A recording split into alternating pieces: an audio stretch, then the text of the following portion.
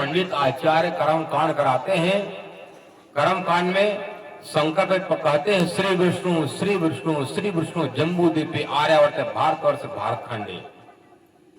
अब पूछ लिया जाए महाराज 3 बार विष्णु का नाम क्यों लिया जाता, बता दीजिए।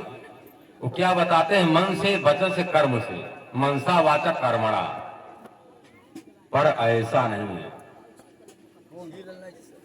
क्या कहते हैं, मनसा मन से वचन से कर्म से, पर शास्त्र में कहा कि ऐसा नहीं है। हम 3 विष्णु का हम साक्षी देकर मैं संकल्प करता हूं, श्री विष्णु श्री विष्णु श्री विष्णु। अब विष्णु पुराण में क्या करते, विष्णु तरल रूपाणी, एक अंडस्थ विष्णु जो अंडा से पैदा हुए। कैसे पैदा हुए, अंडा से। कितना अंडा था, 50 करोड़ योजन का एक अंडा था। कितना, 50 करोड़ योजन का। एक योजन में 4 कोस और एक कोस में 3 किलोमीटर। तो 50 करोड़ गुणते 3 करेंगे, कितना होगा, 1 करोड़ है तो अरब खरब जाएगा। इतना लंबा चौड़ा विस्तार वाला एक अंडा था। भागवत में कहा गया वो अंडा कब तो तैरता रहा, वर्ष पूग सहस्त्रांते, देवताओं की उम्र से 1000 वर्ष तक वो अंडा तैरता रहा निर्जीव बन करके। वर्ष पूग सहस्त्रांते तदंड मुद केशियम काल कर्म स्वभावस्थो जीवो जीवम जीवित, 1000 वर्ष तक अंडा निर्जीव बनकर तैरता रहा। जब उसके अंदर अक्षर ब्रह्म की शक्ति का नाम, कल की दोपहर की कथा में आप सबने श्रवण किया था, अक्षर ब्रह्म का 4 पाद, मतलब प्रथम मन, दूसरा बुद्धि, तीसरा अचित आत्मा। इसको मन को क्या कहा गया, सस्वरूप। बुद्धि को क्या कहा गया है, केवल ब्रह्म।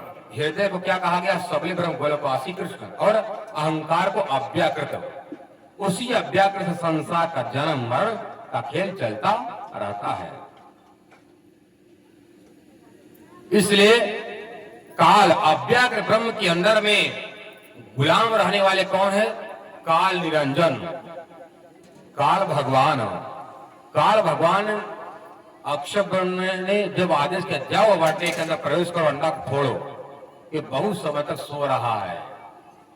कब अंडा फोड़ता है, काल कर्म स्वभाव। जब काल समय से अपने कर्म से, कर्म तो क्रिया, कालीन कहते मैं आ रहा तुम्हारे अंडा फोड़ने के लिए, और संसार में मेरे आने पर जब अंडा फूटेगा तब संसार में कर्म का फैलाव हो जाएगा। काल कर्म स्वभाव, स्वभाव तो होता कोई अच्छा स्वभाव कोई बुरा स्वभाव वाला।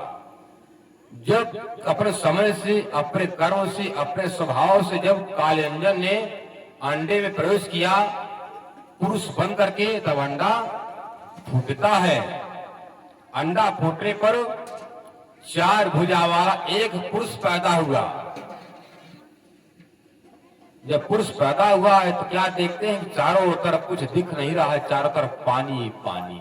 कौन पानी, कहा गया है भागवत में, जब पानी था नहीं तो किस पानी में 1000 साल तक अंडा तैरता रहा। जब संसार में जब 5 तत्व हुए, एक दूसरे में टकराव हुआ, जो क्षोभ हुआ, दुख हुआ, टकराव हुआ, टकराव से 5 तत्व पैदा हुए। 5 तत्व के पैदा होने पर पानी आया। तो जब पानी था नहीं तो अंडा किस पानी में तैरता रहा। भागवत के दूसरे स्कंद का 25वां अध्याय पूरा सृष्टि वर्णन में सब बताया गया है। सबके मालिक अक्षर ब्रह्म है। कौन है, अक्षर ब्रह्म। ये अंडा का विस्तार कहां से, जड़ बुनियाद तदाहुर अक्षर ब्रह्म सर्व कारणम कारणम विश्वधाम साक्षात पुरुषस्य महात्मन।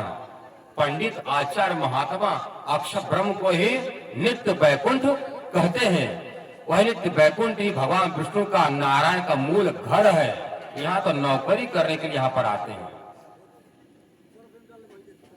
उधर रामायण कहती है निर्मित माया ब्रह्मांड निकाया, माया का निर्माण हुआ है। जो बनता है लेकिन मरेगा, तो माया दुर्गा का निर्माण होता है। उस दुर्गा, उस महामाया से कौन पैदा होते हैं? तीन पुरुष। कौन पुरुष? तीन पुरुष, ब्रह्मा विष्णु है, सदगुरु रजगुरु तमगुरु।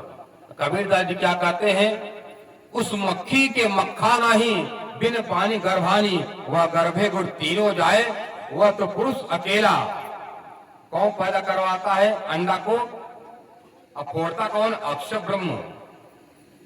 संसार जितने भी कथावाचक अपने बड़ा बड़ा मानते हम, शास्त्रीय आचार्य, पीएचडी दुनिया भर का लेकर के बनाकर बैठे, पदवी लेकर के।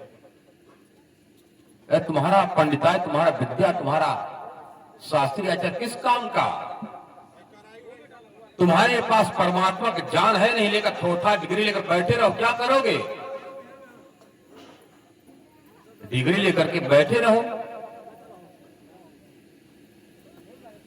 उधर कह रहे निर्मित माया ब्रह्मांड निकाय, रोम रोम